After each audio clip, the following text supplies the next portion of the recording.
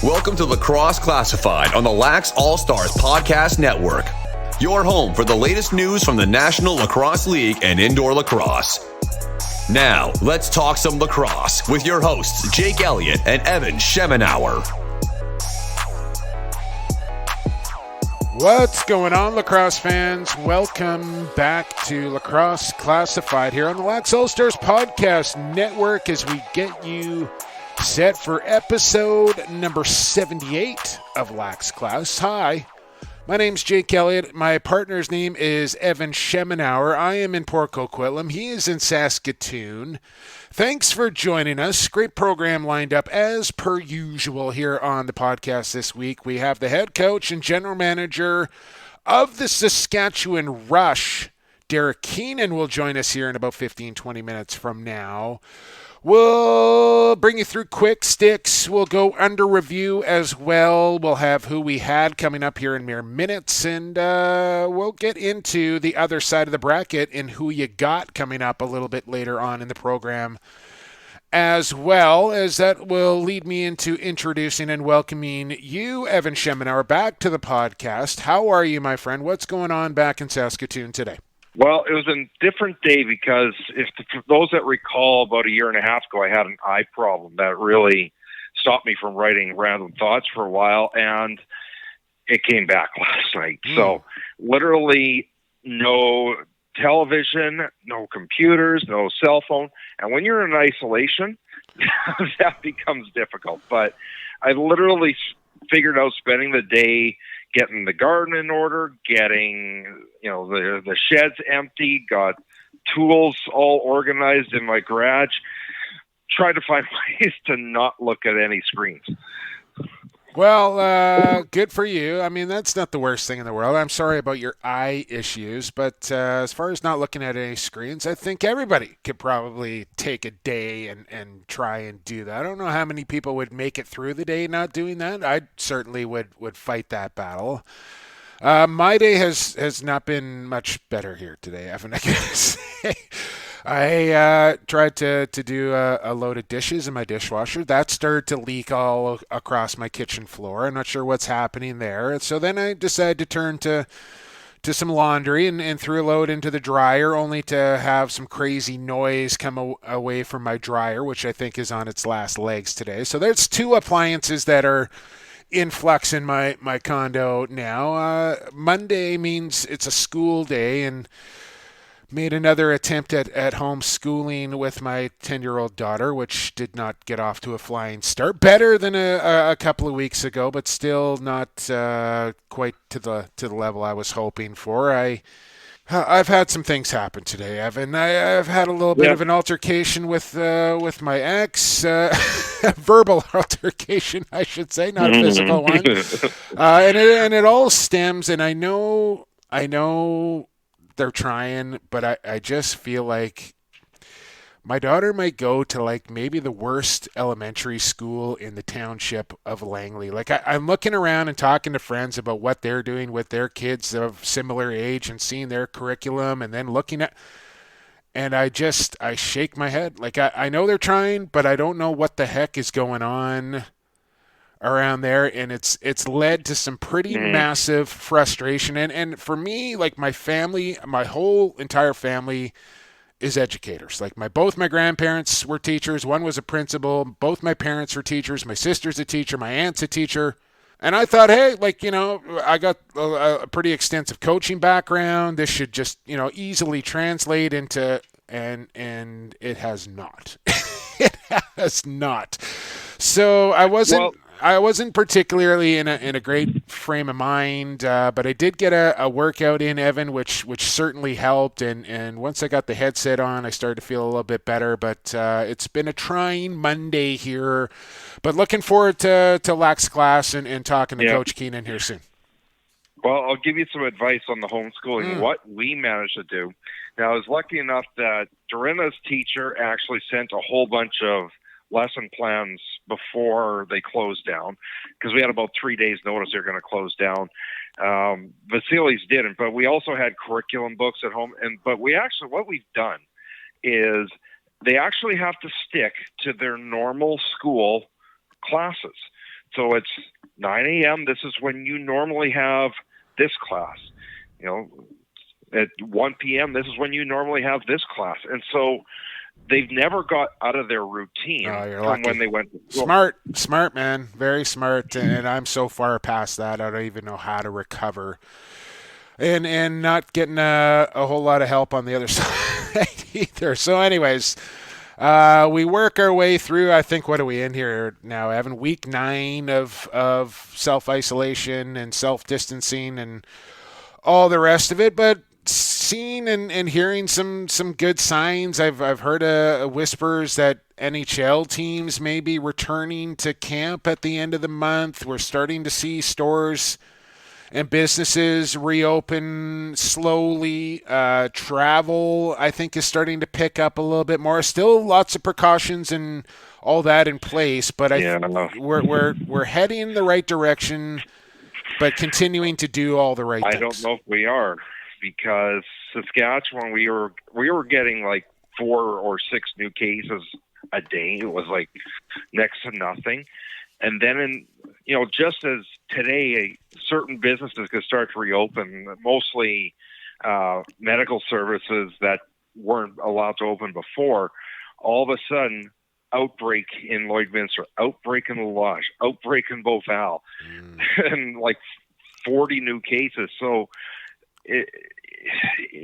I don't know if we should be going back to it, because now we're starting to see another spike in the number of cases, and these business openings aren't going to help matters. I know both of the businesses I work for, they would love to be back in at work, but for right now, we're going to lay low and just continue to work from home. Yeah, and that's what you got to do, and I think that's the message coming from everybody. It's maybe not in those specific communities, but I think as a whole, as a country, especially here in BC, we're ahead of the game, and I think the message from Dr. Bonnie Henry and company is we're getting there, but keep doing what you're doing, because what we're doing is working, and that's how we're going to get to the end of the tunnel, or get to the light at the end of the tunnel here anyways. So welcome back to Lax Class. We mentioned Derek Keenan coming up, but before that, we got to get into who we had, as we're down to the Elite 8, Evan, and we're about to put 2 teams into the Final 4. But before we do that, we got to let you know that at Stampede Tack in Western, where as they do their part to fight COVID-19 and work their way back to normal, people still need some stuff to go to work, and workwear, boots, jackets, all that sort of stuff. It's available 24/7 online at stampede.ca, or you can give them a call, 1-800-745-5511, 745-5511. Somebody will give you a hand to try and get you the workwear that you need. But best way to do it, shop online at stampede.ca, where shopping online is still shopping local. As Evan, we got a great turnout on the vote this week, as the Durham lacrosse region really showed up for this showdown here. And both sides on Twitter jabbing and barbing back and forth, encouraging their fans to vote here. But it's the Green Gales of the 60s that get past, well, let's call it the Redmen of the 80s here. But a tight vote in this one, over 200 votes, Evan, 53%. The Gales advance past the Redmen here. Don Stinson, Jimmy Bishop, 7-time Minto Cup champions. They're into the Final 4, as I expected. Actually, it's closer to about 250 votes, if I'm not mistaken, and I think the difference in the end was 6. Right, and they were going back and forth. In fact, what was it? Brooklyn wanted to know if they could file an appeal or something. All right. Like that. Yeah. But both votes this week were incredibly close. So yeah, a great week as opposed to some weeks where we had one battle won within 5 minutes. And I got to say here, Evan, I did not figure out what your strategy was last week, and I had to ask you what it was. And your strategy has not worked very well so far. Well, you know what, though? Not only do I think it's a better team, but there was a common factor amongst all my picks, and maybe let's just hold off on that till I make the next two. Okay. And let's see if people can figure out what the science is behind it. But before we get off this one, a lot of respect to both Brooklyn and Oshawa for, pushing the vote as hard as they did. Absolutely loved it. Yeah, and just the interaction between the two teams and the fans were chiming in. It was fantastic, and it just makes for a whole lot more fun when that happens. On the bottom half of the bracket, another tight vote, over 150 votes in this one. 95 Chiefs, 99 Rock, and again, 53% is the winning margin here. So that means that we had two great games here in the Elite Eight, two well-balanced matchups. The Chiefs get past the Rock here, Evan. 95 Chiefs advance. They will take on the Green Gales in the Final Four. Well, and we'll see how the 2000 Rock, literally 1 year detached from that team, does this week. Yeah, so I thought maybe the Rock would get past there. I felt like the Chiefs were a better team, but I thought the fans would vote for the Rock. But Chiefs fans... What? The one thing that you might see is that the 2000 Rock had an extremely memorable finish to their game that a lot of people are going to remember. So that might tilt the scales in their favor.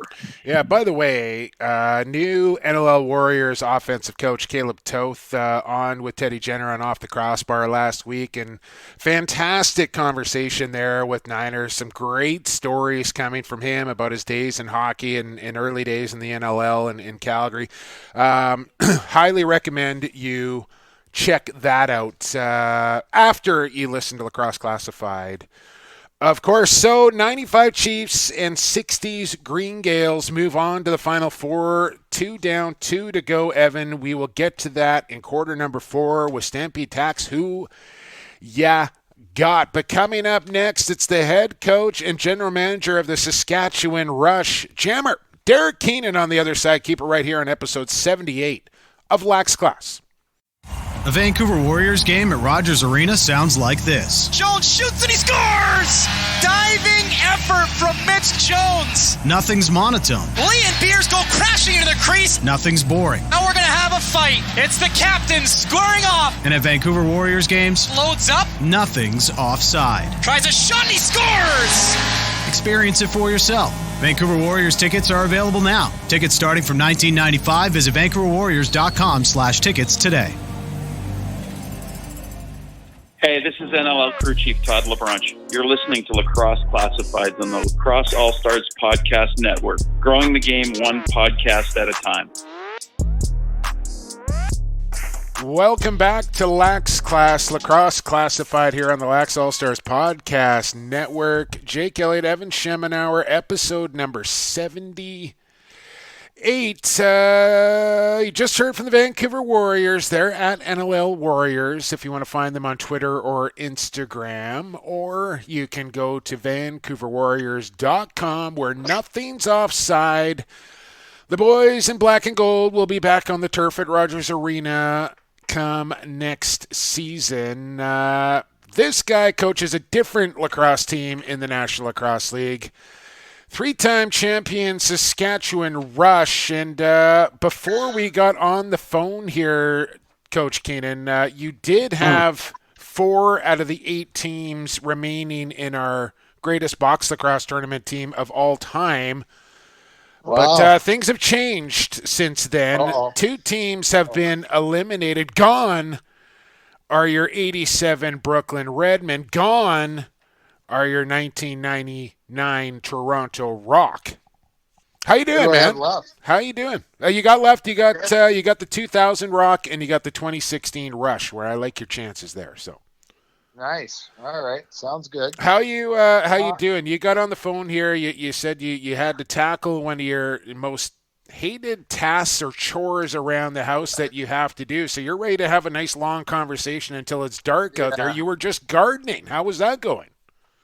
Well, it's not one of my favorite tasks, but I got it done, and I'm very proud of myself. I put a full day in, and that should pretty much cover it for a while. So and a little bit early this year. Okay, so what are you doing some weeding? Are you planting some Yeah, vegetables? What are you?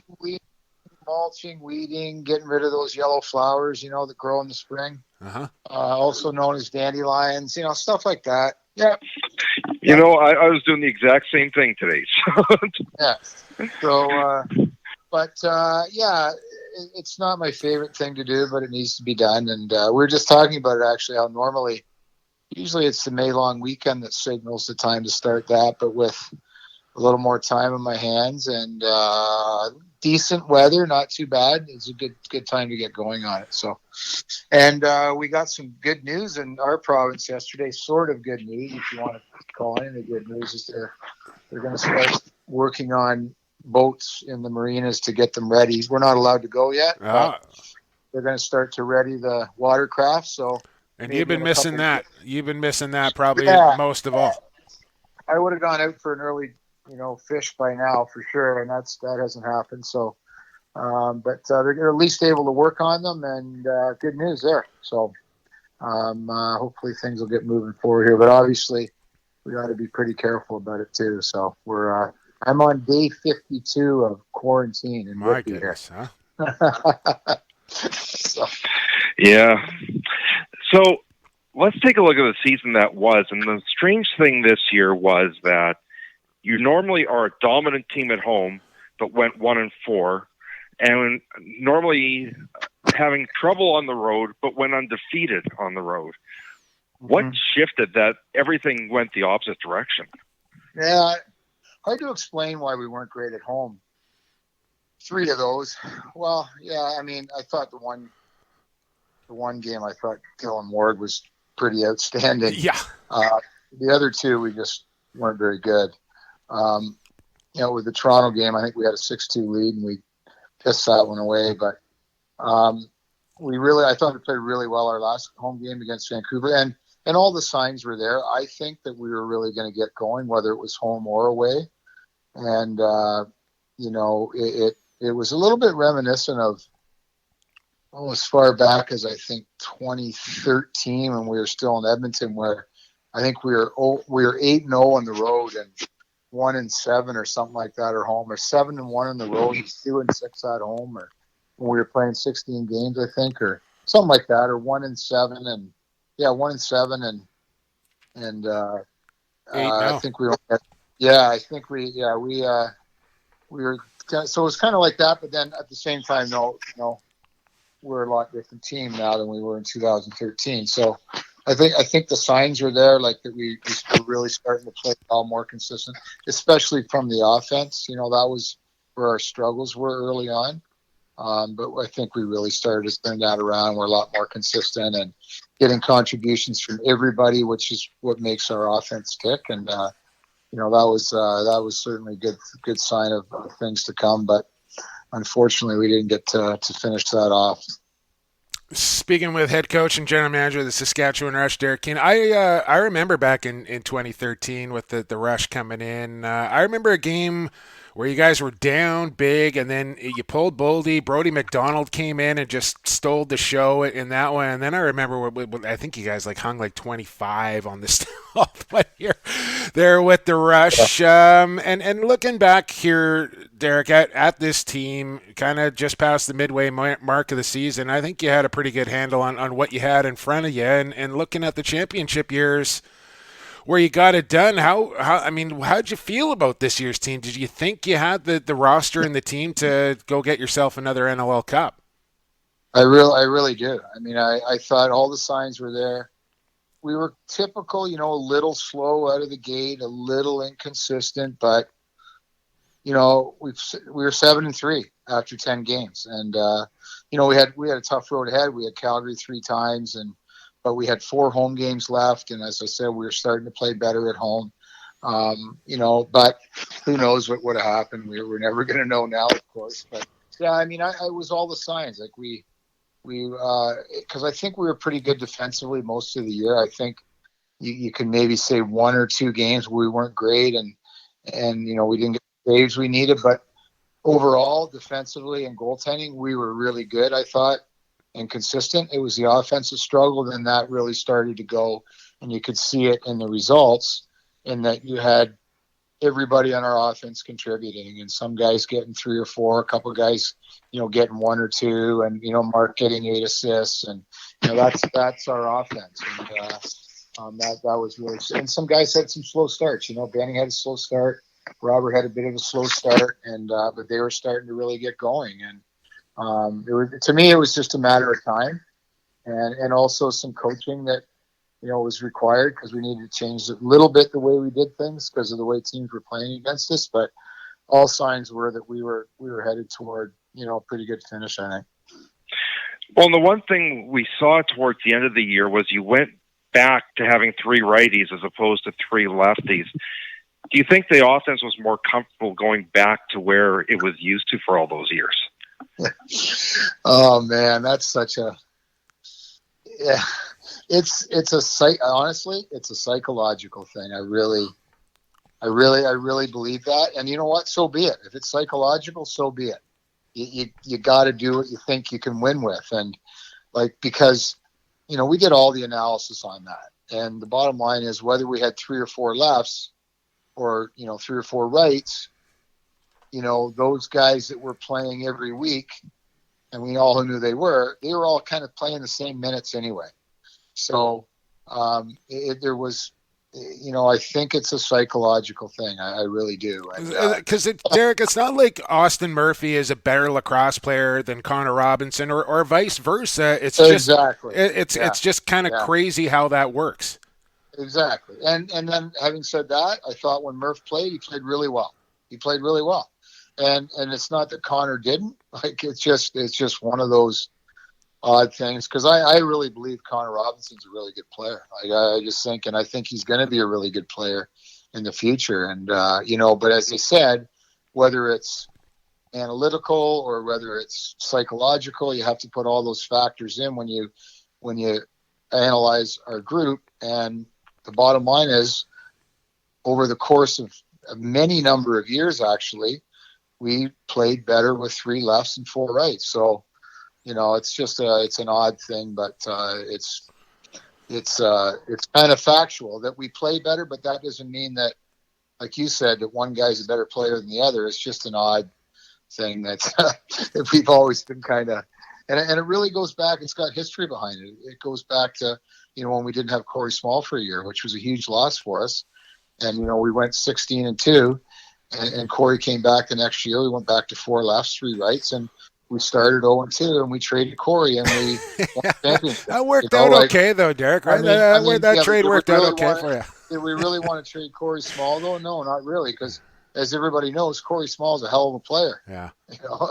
And he still is. So, and he was a hell of a guy, just a real good kid, and I love the guy. But again, you kind of analyze and you go, you know what? We can get some pretty good assets here for a good player, and we think we're better going this way. So it's just the way it works out sometimes. Speaking with Derek Keenan, and we're talking about guys and new guys and old guys, a guy that you made a move for that you didn't even get a chance to get into your lineup or see, but I know a guy that you're real high on. You ship out Thompson, and you bring in Tristan Rye, who's from a province just over, but a captain with his hockey team and his field lacrosse team at university, played some senior A with the Burnaby Lakers, and a transition guy that I had a pretty close look at through over the summer and was pretty high on. I know you were as well. How happy were you to finally swing that deal to get Rye into the fold?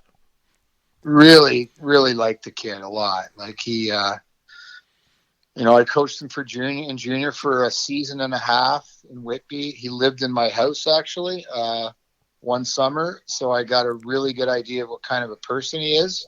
I don't let everybody live in my house. So, great kid.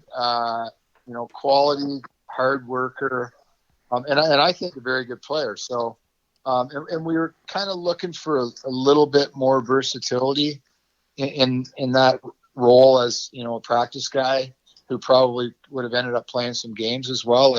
He's capable of playing some pretty solid defense and runs the floor really, really well. And he's skilled enough to play some offense if needed. So I was really pleased to get him. And you know what, when and if I shouldn't say if, when we get going again.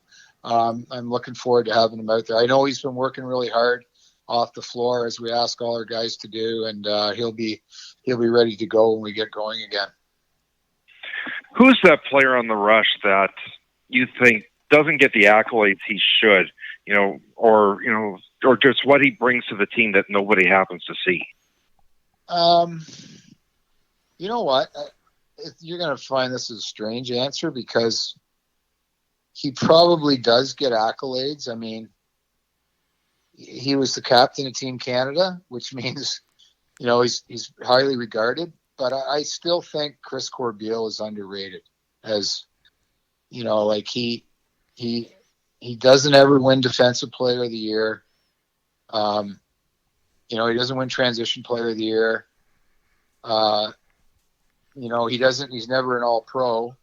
I think maybe once, if I recall, he might have come second to Rubes in the D Guy of the Year, but I can't really remember. So I think he's a guy. I mean, yeah, people notice him in that, but I don't think people realize how good he is and what he means to our team. And from every perspective, leadership, what he does on the floor, what he brings to the room, how hard he works off the floor, how much I trust him as a leader, as a leader of the leadership group too, how many I can bounce things off him. And he's that guy, I think. And, a couple other guys, probably Matt Hossack I can put in that group too. But, Corbs is a guy that, and let's face it, like in terms of pure athletic offensive players and guys that are hard to stop in our league, a lot of them are righties, which means your lefty defenders a lot of time are going to match up on them, not purposely sometimes purposely. So he gets a lot of tough matchups. When we play Calgary, he's going to get Curtis Dixon a lot. And those are tough. We play Buffalo, he's going to get Dane Smith. He's always constantly matched up against athletic guys, and it's not an easy job. So he would be the guy, I think, that for me. Yeah, and as good as a player is, like you mentioned, I think it's the leadership that stands out more. And listen, like you get the sleeve slapped on your chest for Team Canada, you're getting recognized. But you're right. I think he does, with all the defensive stars with Dilks and Rubish and Messenger and all the rest of it. I think he does sometimes get overlooked on that back end on what he actually does for the Rush. As we speak with Derek Keenan here, a couple of more minutes with Jam. You got. I saw you put out an Instagram video about a week ago. I've been doing these like YouTube home body weight things. I don't have the fancy TRX setup like you do out in the garage there, man. I thought that was pretty cool. You and your daughter got out there, went through some exercises and stuff, and you're a guy that likes to keep pretty active. How hard has this been with the isolation, the lockdown, to try and keep your fitness going? Yeah, it's what's funny is like you, Jake. Like I miss going to the gym. Yeah. But I've never worked out this much in my life because right. I put more time in. I mean, it's a lot of it's a lot of TRX stuff. By the way, you can order them online, So okay. I should probably get paid by TRX right now, but you can order them. But and also like I'm running again, and I have not ran in. I have a treadmill. So it's a little easier on the joints. I've not ran in years. Like I do a lot of other cardio, but I haven't just said, I'm going to go for a run. I used to say that all the time, but now I'm saying, I'm going to go for a run. Like I never used to do that for a long, probably for, 8 years. It's been since, I'm going to say, I'm going to go for a run. Well, now I'm doing it every day. So it's a time thing, but having said that, I have to do it to offset how much I've been eating. Right. That's the kicker. Because sitting around so much, you tend to snack a little bit more. And but now that the weather's getting better and hopefully we can get out and about a little bit more safely and maybe get on the water, then things will get back to normal. You're heading into the last year of a 4-year contract. Should we expect to see an extension anytime soon? I don't know. I don't know. We'll see. 1 year at a time. Travel's going to be tough going forward, I think, with the way I've seen a few things and read a few articles on how air travel is going to be. So I don't think it's going to be the same. I think we had a lot of changes after 9/11, and I think you're going to see a lot of changes after this too. So, and I think it's going to be, from a team perspective for us, we have, a large majority of guys we fly in. I mean, this year we were lucky we had 4 guys that lived in the market, but it's going to be costly for teams too. So, that's got to be factored in. But we'll see. We'll see what happens, and I'm not going to worry about it right now. Focus on the now. Master negotiator right there, Derek Keenan, laying the groundwork to the big boss, Bruce Urban, that he's on the fence on whether he wants to re-up on his contract. Right? Yeah. Hey, Derek. You said it, not me. Yeah. I should probably take some tips from you, man. Hey, listen, I appreciate you spending some time here on Lax Class with us, and give my best to the boy, Ryan, and the rest of the Keenan family, and stay safe, stay healthy, and we'll talk again soon, I'm sure. Okay, guys. Thanks, fellas. Take care, eh? See ya. Head coach, general manager of the Saskatchewan Rush, Evan, and I knew you were going to bring that contract question up, and I expected that exact answer that the head coach just delivered to us right there. We'll see. Well, I mean, that's the thing that we talked about last week as to the future of the team. Where is that going to lie? But let's put it this way. I know we talk about greatest of all time, greatest GM of all time, greatest head coach of all time. I know Les Bartley may be in that conversation. He's in the conversation, but so is Derek. Yeah, Derek is the greatest of all time. Both are in the conversation, and I'm sure Derek learned a lot from Les under him in his years in Toronto. Speaking of Toronto, we'll get to that a little later on in the fourth quarter, as we'll break down the other side of the bracket and put 2 teams up for vote. We got a great turnout in the first round of the Elite Eight here. I would expect the same in the second. That was quarter number 2. Let's get to break, and let's get to quarter number 3. Quick sticks and under review coming up here on episode 78 of Lacrosse Classified on the Lax All-Stars Podcast Network. Pure Vita Labs is proud to bring you the highest quality sports supplements on the market. PVL products are 100% all natural with no artificial flavors, colors, or sweeteners. And the entire line is also Informed Choice certified. We designed all our products with the athlete in mind. We look forward to being a part of your athletic achievements, helping you push the bar higher, win at the highest levels, and set personal records for years to come. Hey, this is Mike Kersey, head coach of the Halifax Thunderbirds. You're listening to Lacrosse Classified on the Lax All-Stars Podcast Network, growing the game one podcast at a time. What's going on, Lacrosse fans? We are back. This is quarter number 3, and quarter 3, we like to do quick sticks and under review. We'll get to under review. Interesting under review coming up here in a couple of minutes, but let's get to quick sticks here, Evan, and not a ton going on as you might expect here in dry times of lacrosse land, I suppose. WLA, BC Junior Lacrosse League, CLA, I'm assuming the MSL and OLA are in on this as well. And this is kind of something I don't really like. I get it, but I don't like it. And this is something that the National Lacrosse League has stayed right away from, and that's putting up dates on deadlines. And you get to a deadline, it's like, oh, we're gonna push it back another couple weeks. Oh, we're gonna push it back another month. And that's what the CLA has done here again. May 15th was supposed to be the day, but that doesn't look like it's going to be the day anymore. Yeah, and the RMLL, now they've run into problems where the Alberta government is already pushing back the time frame as to when recreational facilities can happen. Saskatchewan recreational facilities are in phase 4 of 5. I can't see how the RMLL even attempts a July season at this stage, let alone everybody else. Yeah, and it's not even really up to the governing bodies of lacrosse. Like, it's literally up to the government to say, okay, it's okay to do it again. And until that happens, it's not going to happen. And for me, like, we're a long way away from normal. And I know, like, NASCAR is going to try some things where they don't have fans and what have you. For me, Evan, this is what it comes down to.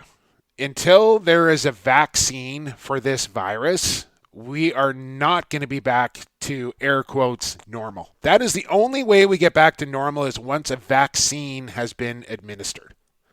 Well, okay, so NASCAR, different story there, where guys are kind of secluded within a vehicle, right? But you got the pit crews, and you got pit crew. I mean, right.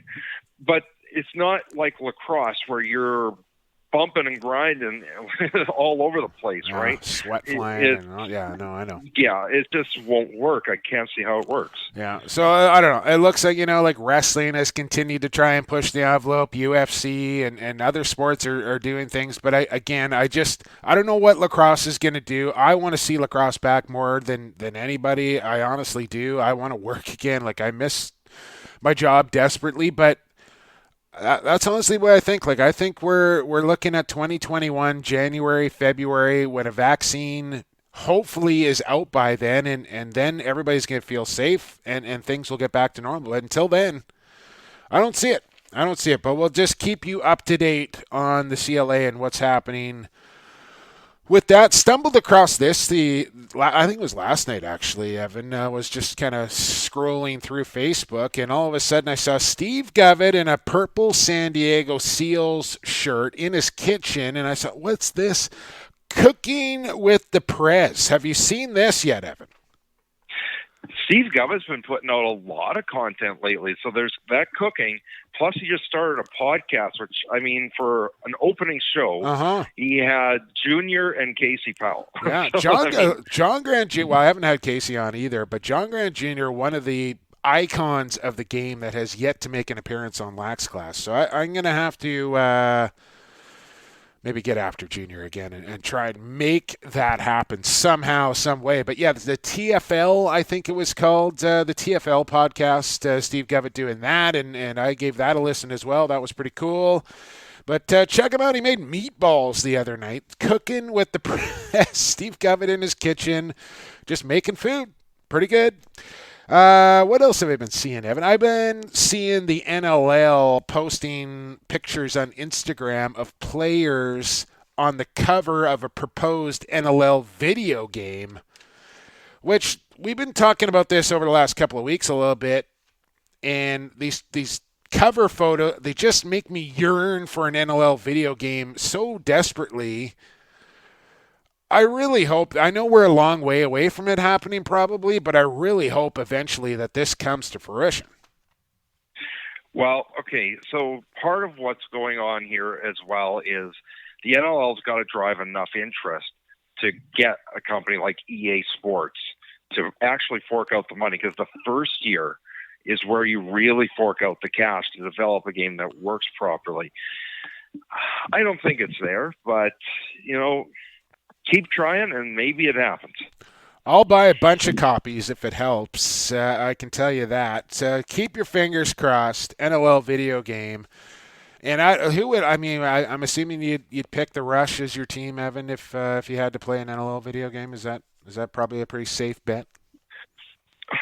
Actually, you know what? I would test all the other teams to see how would this work and how would this work, right? I don't know if I would play the Rush all the time. Man. Couple of more quick sticks before we get on to under review here. Actually, just one more that I have, Evan. I don't know if you got anything you want to share, but I saw a post come over the New York Riptide feed, and the National Lacrosse League retweeted it. Thoughts, prayers, condolences goes out to the Comesso family. I hope I'm saying that right. Mike Comesso, the assistant equipment manager for the Riptide, succumbing to what it looks like COVID-19 got the better of him, and that's about as sad as you can get, and about as close to home as you can get as far as the National Lacrosse League goes so far. Yeah, and just more and more evidence as to why we should not be playing and staying at home. I mean, New York got absolutely blasted, and it's a little more difficult there with people living almost on top of one another, but it's tragic, and we need to avoid more tragedies. We sure do. So continue to do the right things, people. Stay away from people. Stay home. Wash your hands. All that sort of stuff. That's it for Quick Sticks. So let's go under review.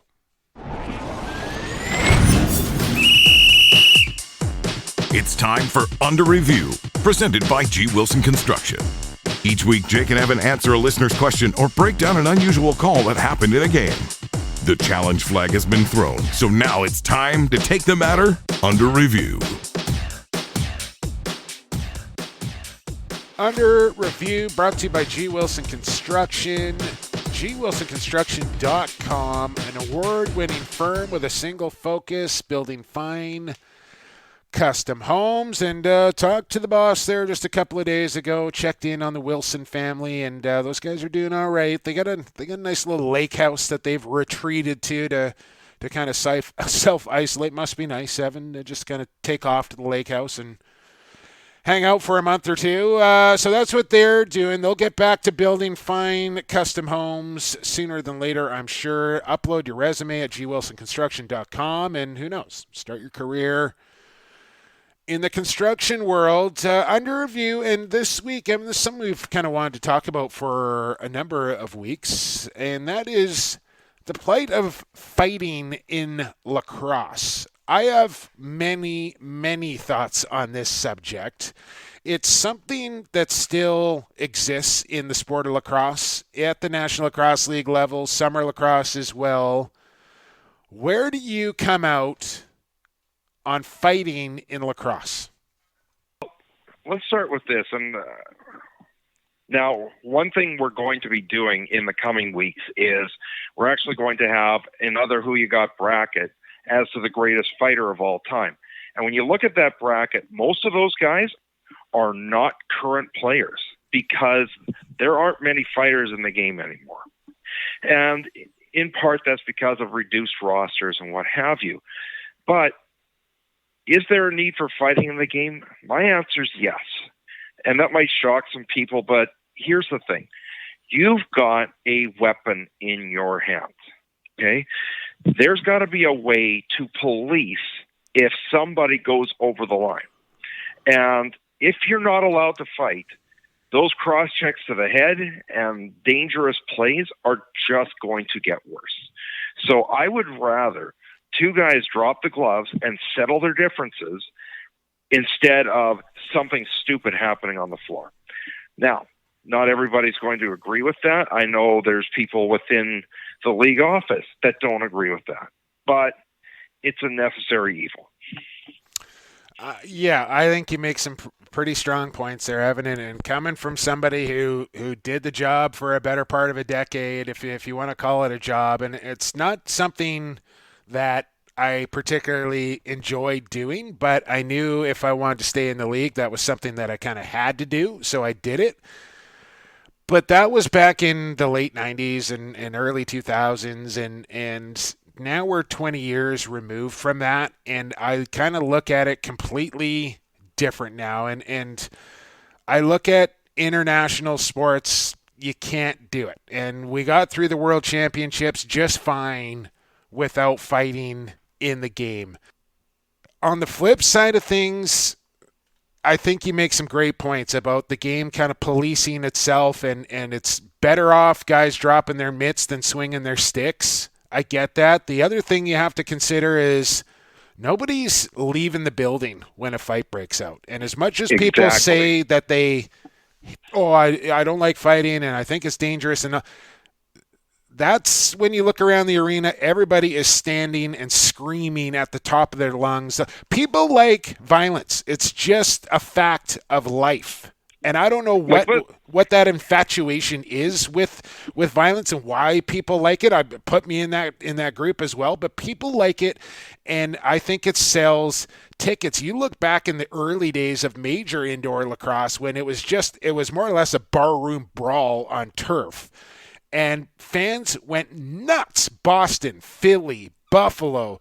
These places were packed to the rafters with just rabid fans waiting for something to break out. And more often than not, it did. And you alluded to the fact we are going to have, after we're done this tournament, we're going to go with the best lacrosse fighter of all time. I thought maybe toughest lacrosse player of all time, but I'm going to go with best fighter of all time. I've compiled a list of about 40 guys, I figure, and we'll we'll match them all up and place them in the bracket here. But I think this is going to get people talking. I think this is going to get people voting, and debates are going to be had on who would win against who. But do I still think it belongs in the game?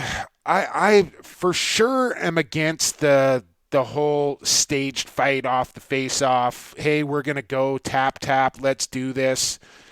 But I kind of... You don't see that much anymore. You don't. It's normally after a dirty play. Yeah, you don't see the line brawl. You don't see the bench clearing brawl happen anymore. Very rarely if you do. But I still think, and I agree with you, Evan, like if somebody takes a run at your goalie, you got to be able to respond in some type of fashion. Like a penalty is just not going to justify somebody running your goalie or trying to take your star offensive player's head off. There has to be some sort of deterrent for that guy to go, hey, if I do this, I can expect this to happen.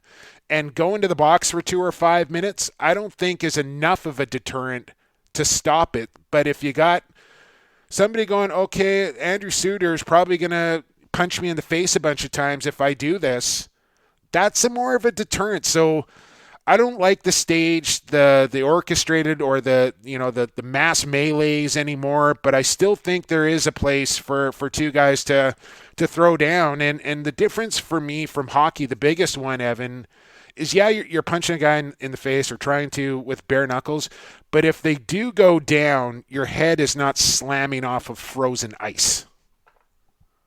Well, and here's one thing, and you alluded to this earlier, is that this league is a ticket revenue-driven league.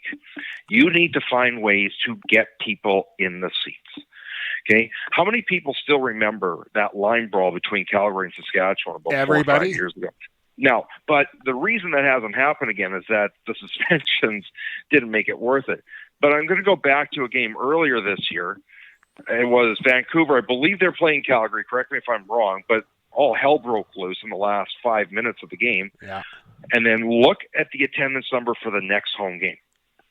Right? They sold another 2,000 tickets the next game because of what happened. I think back to the Rush's first year in Saskatchewan. They were having a home and home back-to-back with Toronto. Game one's in Toronto. It's on TSN. And all hell broke loose in the last 2 minutes of that game. They sold 3,000 tickets the day of the game. This is back when Saskatchewan didn't sell out. They sold 3,000 tickets on Easter weekend on game day because everybody saw the fight the last night. And they knew all hell was going to break loose. And when I saw Nick Bielich lining up next to Rob Hellier, okay, and, then Hellier getting the heck off the floor and somebody else replacing them, you knew what was going to go down within 2 seconds of this game starting.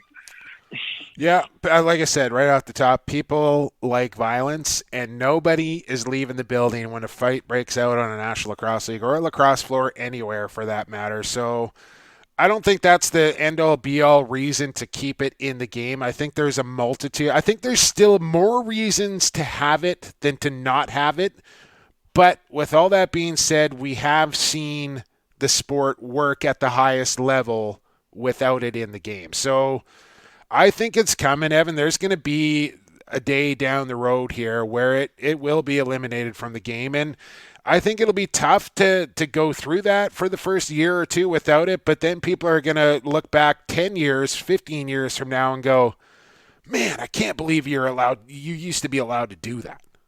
Okay, but 10, 15 years ago, there were line brawls and bench clearing brawls on a regular basis. Yeah, right? So I'm just saying that's it, right? Shots were perfectly legal, right? It's the evolution. The game will evolve. Yeah, it's the evolution, and I think the day is coming when it will go away, but I don't think we're there yet, and it's going to be a bit of a process to get there, because I honestly think like there's probably a line right down the middle of the Board of Governors table where half the owners still want it in and half the owners don't. And until they can get a majority or a unanimous vote on that, I don't think it's going anywhere. So that's kind of where it comes out on that. But here on Lacrosse Classified, we'll get through the greatest box lacrosse team of all time. We'll announce a winner. Then we're going to give away the Who You Got prize.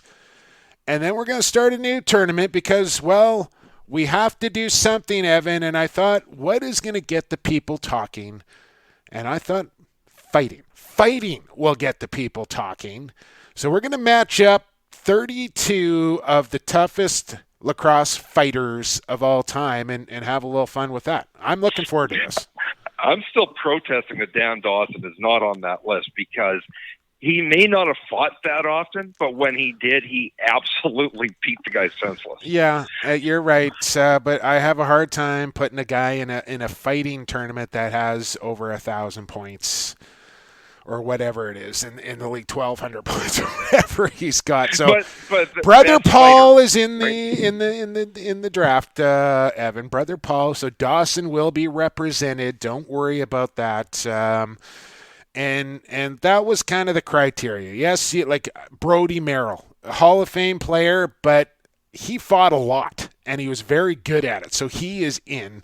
Dan just didn't fight. The sample size is not big enough for Dan Dawson to make it. Okay, into the but the 28-2 shots on Bill O'Brien in that Sure. fight, I think we keep watching it all the time, right? Yeah. No, a big fan of the dangerous one and that fight. But he's not in, Evan, so let it go.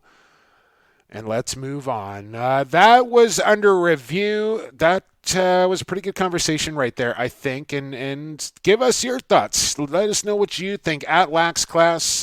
One thing that I never do is I know not everybody that listens to this podcast is on social media, whether it be Facebook or Instagram or Twitter or whatever. So I made an email address for the show, Evan. I haven't added it to my phone yet, but I'll do that after this. It's lacrosseclassified@gmail.com. lacrosseclassified@gmail.com. So if you're a listener and you're not on the social media and you don't know how to do the Twitter or whatever, now I think most people by now here in 2020, Evan, can send an email. lacrosseclassified@gmail.com if you want to reach the show via email. All right? Yep. Okay, let's take one more break. Let's come back and let's get into Stampede Tack's Who You Got. It's coming up on quarter 4 of episode 78 of Lax Class right after this. Associated Labels and Packaging, a fun family company that offers premium quality labels and packaging with unparalleled service. With 40 years of experience, an extensive product catalog, and an ever-growing fleet of equipment, Associated Labels and Packaging is the perfect fit to take your labels and packaging to the next level.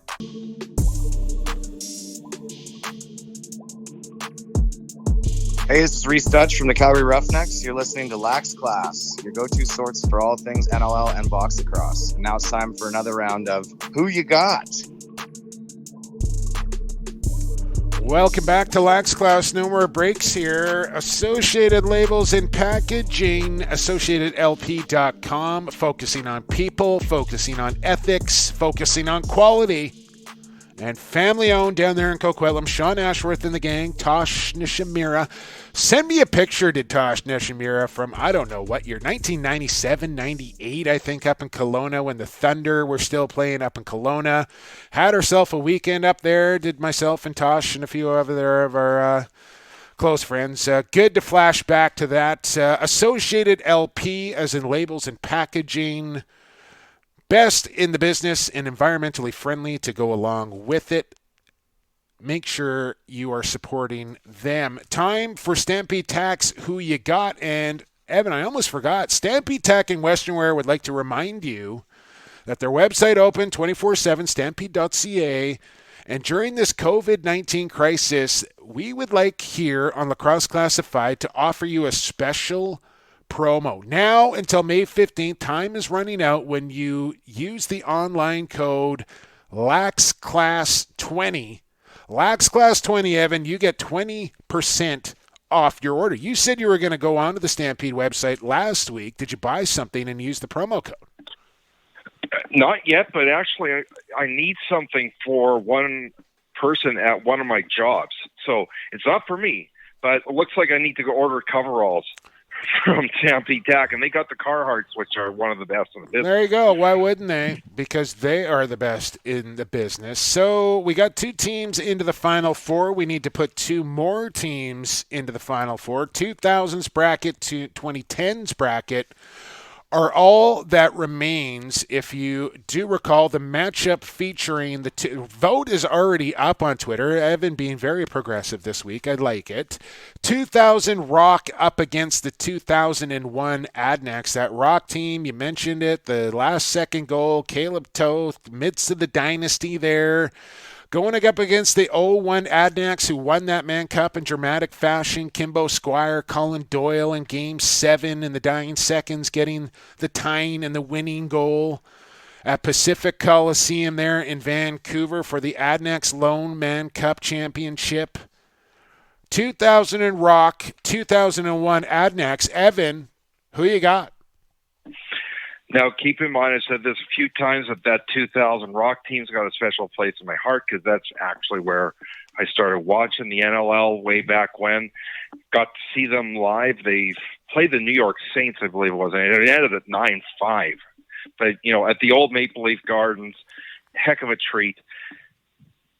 And I'm sticking with my strategy, which some people haven't figured out yet. 0 for 2 so far. 0 for 2 in your strategy so far, Evan. I think the Rock. I think. Come on, we know who you're picking. No, I know, but I'm saying right now that you got the tattoo. On your, know that's senior. I got more. It's more for junior, but senior now. Everybody's one big happy family there, which I like. I think the fans are going to vote for the Rock here, but I am taking and hoping Adnac Nation comes out and votes for Coquitlam in this one. So give me Coquitlam to beat Toronto. Now, the final game of the Elite Eight here. Evan's predicting whoever wins this bracket will be the overall champion. That's tough now because Oshawa is really pushing the vote, so that might Rush take them over. Nation, Peterborough, Laker Nation have been very good at voting throughout this tournament as well. They're going to need to do this, especially in this. This might be the marquee matchup so far throughout this entire tournament. 2016 Rush up against the 2018 Peterborough Lakers. Evan, who you got? Two teams that were so loaded. It's unbelievable. Now, of course, Derek Keenan building that Rush team over time. Peterborough, they don't rebuild, they reload, right? That's the old adage. Ugh. Now, part of it's my strategy, but here's the other thing, is that you're taking one of the best offenses of all time in Peterborough up against one of the best defense of all time in Saskatchewan. I'll take the best defense to neutralize that offense every time. Give me the Rush. Okay, I think you know who I'm taking as well, Evan. This is no surprise here. I'm taking Saskatchewan. I think you make some really good points there. That defense, I don't know if we'll ever see a defense that great again. Like, no weakness whatsoever in that 2016 Rush team. And offensively, that might be the most star-studded offense I've ever seen in Peterborough as well. Got to remember, though, this is a one-game showdown here, and I think that's where the Rush might have the advantage. So I'm going to take Saskatchewan to beat Peterborough. Well, and here's the crazy thing, is that if this was played under CLA rules, that probably benefits the Rush. If it was played under NLL rules, it probably benefits Peterborough. How so? Because smaller nets, the Woody, which would definitely help Aaron Bold a ton. The shot clock, I don't think it existed back then. It might have. Yeah, the back over, yeah. These are things that are going to help the Rush in limiting the number of possessions Peterborough gets. But under NLL rules, where Peterborough's got, Jake Withers, and they got this transition game, they got this offense, that bigger net, those rules are only going to help them. So it's strange that the opposite rules probably help the other team. Yeah, that is a little interesting. All right, Evan, that was Stampede Tax, who you got, and that's pretty much the program this week, I think. You got anything else you want to get off your chest before we get out of here? No, I'm all good. All right. Big thank you to our sponsors once again, Vancouver Warriors, Associated Labels and Packaging, G. Wilson Construction. Oh, don't forget, use the promo code Lacrosse Classified 20 if you need any PVL supplements as well. Lax Class 20 for Stampede, Lacrosse Classified 20 for PVL. Thanks to Derek Keenan for coming on the podcast as well. And to you, the listener, be safe, be healthy, keep doing the right things to get us through this pandemic. We are done on episode number 78. For Evan Sheminar, I've been Jake Elliott, and for the fastest game on 2 feet, and for the creator, be healthy and safe, everybody.